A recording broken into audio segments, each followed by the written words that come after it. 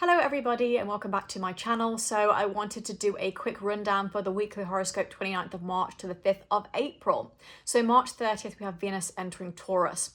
So Venus rules Taurus, meaning it's the domicile placement or it's at home. This is really beautiful. It brings a lot of simple pleasures to our life, and it also makes sure that we're not going to take anything for granted, very sensual, very slow.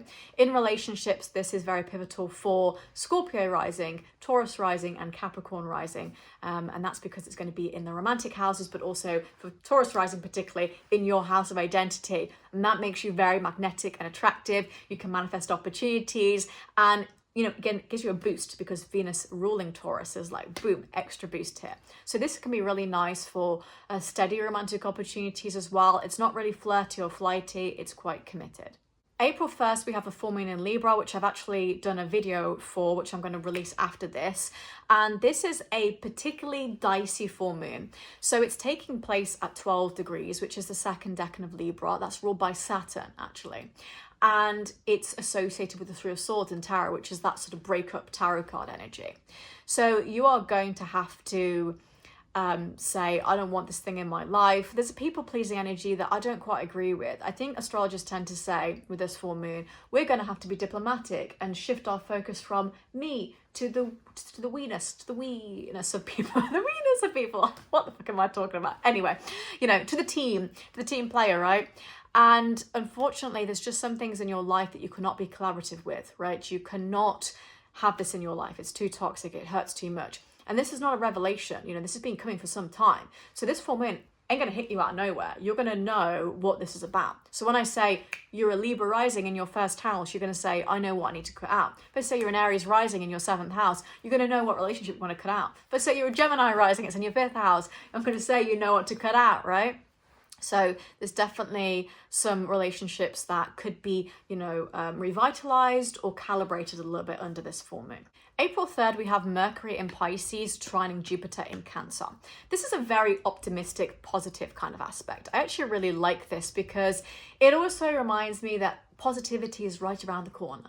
He's right around the corner, right? So as the psychic told me in 2018, and she was quite right. So this is about trusting your intuition and saying that something could happen in the future that's amazing, like a windfall, like the amazing romance, like something is just really beautiful here.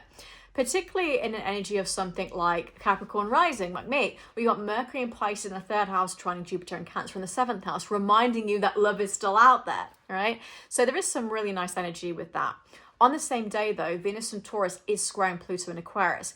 This is not so nice. This feels very cantankerous, if you know what I mean. Like very sort of like, stop it, you're getting in my space.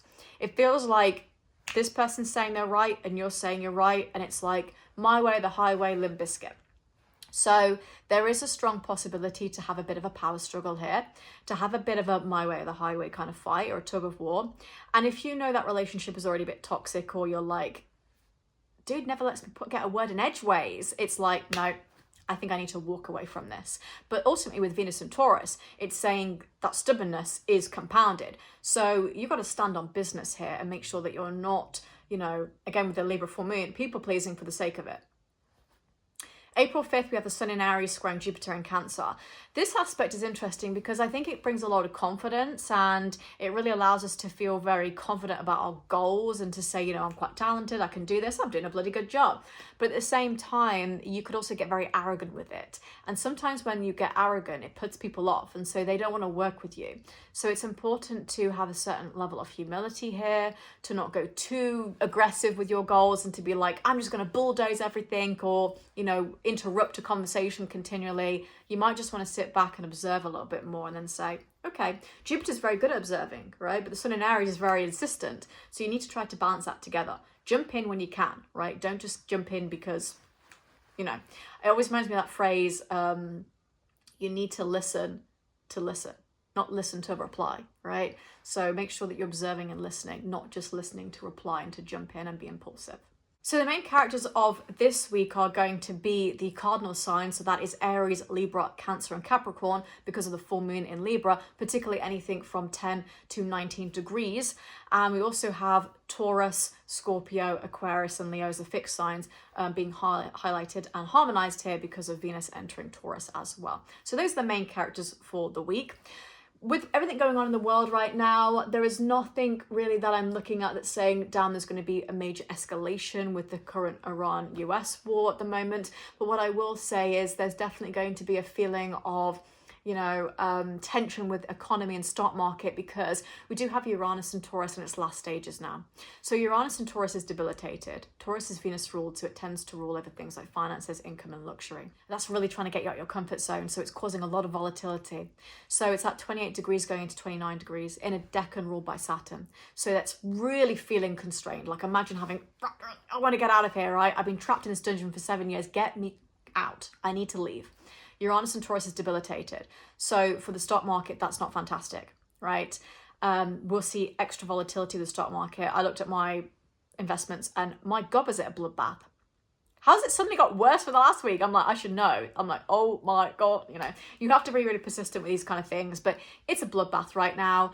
And the one thing I do want to say with my weekly horoscopes is because there's a lot of tension with the US-Iran war right now, and, it's making people feel very uneasy, is that there is going to be some tension in April with this big Aries stallion that doesn't look too great, but we also have some tension in July. Past July, it looks a lot better, right? So I don't think this is full-scale war. I think this is more of a conflict that will sort of perhaps simmer out a little bit, right? Similar to sort of the Israel-Iran situation last year where we got very dicey and then it sort of got a little bit better. This will affect the economy more than anything. So with my astrology, I'm looking at it saying, well, people need to save money and prepare because of the economy, not because they're going to be blown up as such, right? I don't really want to do that kind of fear-mongering, being like, you've got to really worry for your life, because there's always something good happening in astrology. You could look at July the 4th, for example, and say, oh, damn, there's a configuration here that does not look good. But then you can also look at some really good things there saying, actually, there's a lot of harmonious aspects, trines, sextiles, and whatnot. So there's always something that will bring it back. There's always hope and optimism here. But the economy does look a bit dicey right now, and I would be making very strategic choices with our money. I would not be blowing a load of money on Labubu's or whatever that you're like, oh, I bought it, and then a week later I don't want it anymore. We've got to be more smart here. Anyway, that was the weekly horoscope for the 29th of March to the 5th of April. I will join you for the next horoscope and hope you have a wonderful week.